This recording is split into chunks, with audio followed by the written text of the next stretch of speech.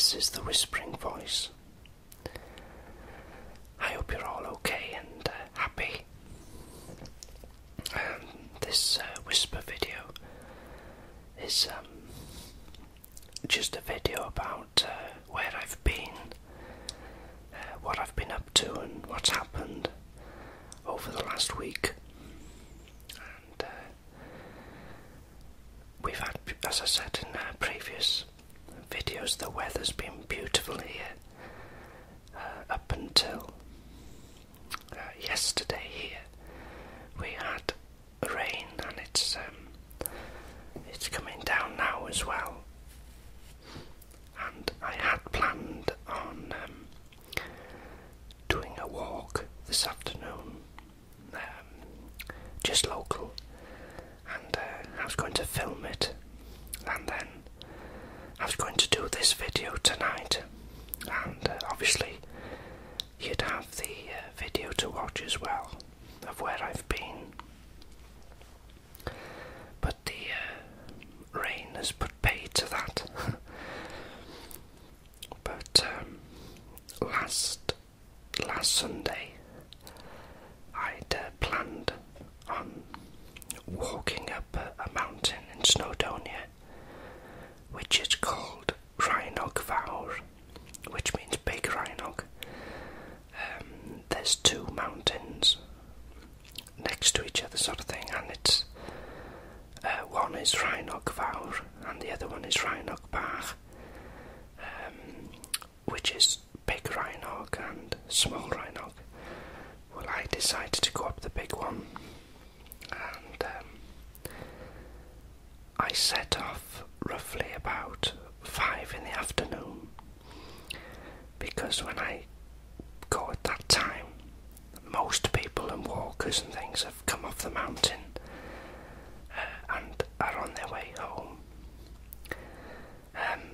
But this particular mountain is quite sort of out of the way, really, and it doesn't get that many walkers as some of the other mountains in Snowdonia. And again, I was going to film that walk because I was going to camp the night as well. I wasn't going to camp on the summit, but just below it, by a lake which is called Llyn-du, L-L-Y-N-D-D-U. And I got up there by the lake probably about 7:30, somewhere around there, and it's still light here till about 9 p.m. at the moment, and so I pitched the tent, and it's a mounting dome tent. I've used it before, and I set that up. I got the food I'd taken. What I tend to do if I camp out is say I'm taking bacon, and one thing I take is I fry bacon and I fry potatoes, and I cook them ready, so I put them then in a resealable bag, food bag, and when I get to the area that I'm going to camp, all I've got to do is put this bag in boiling water just to heat it up, and then I've got my food, and so I was just going to set up the stove ready when all this wind started to pick up from nowhere, and which doesn't bother me because it's always like that in the mountains. But the wind got stronger and stronger until in the end it was basically flattening the tent. So I had to think then and make a split decision whether I was going to go back down and or stay. Well, the cloud was coming in like a mist, and a very thick hill fog they call it, but it's just low cloud,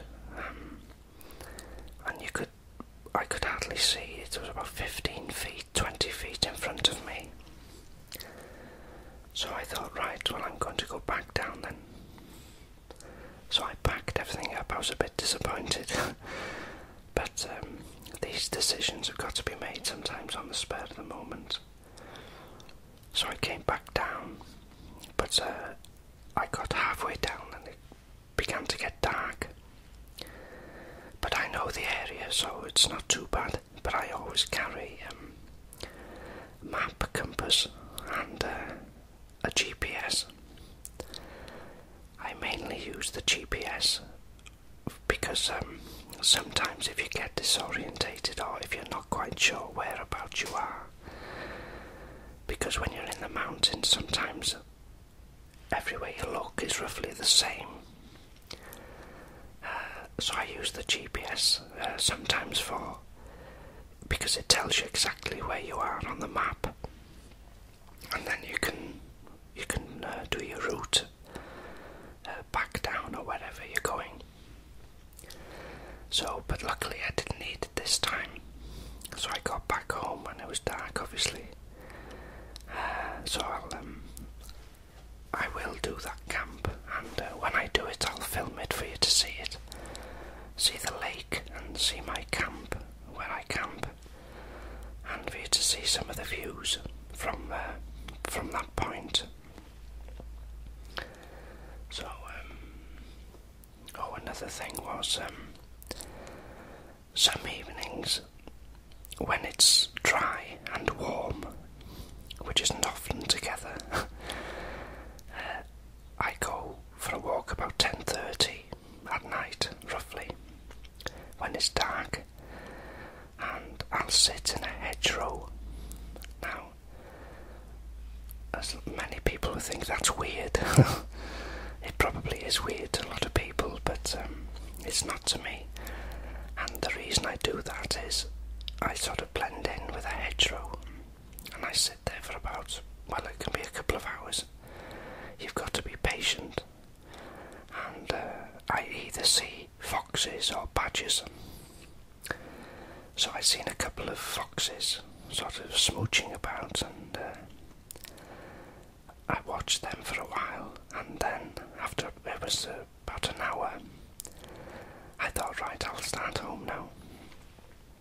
But on my way home, I heard a lot of scuffling and a bit of a yelp, and when I looked with the torch, it was a badger had trapped his back leg in a fence, and probably in the panic he's sort of twisted round and it's trapped his leg.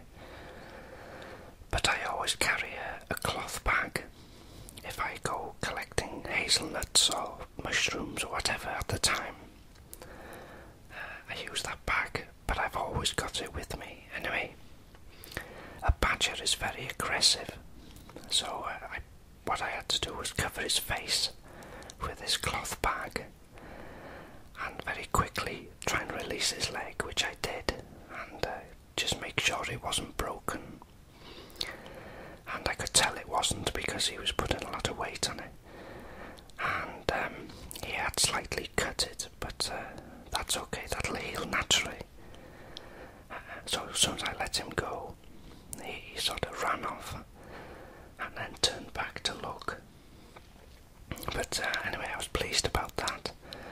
But I was thinking what would have happened if I hadn't have passed at that time, or even worse, if some other people had found him, bad people I mean, you know, but I'm glad about that.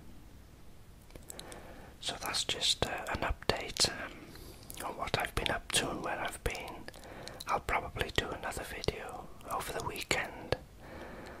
So take care of yourselves, and thanks for listening, and I'll speak to you soon.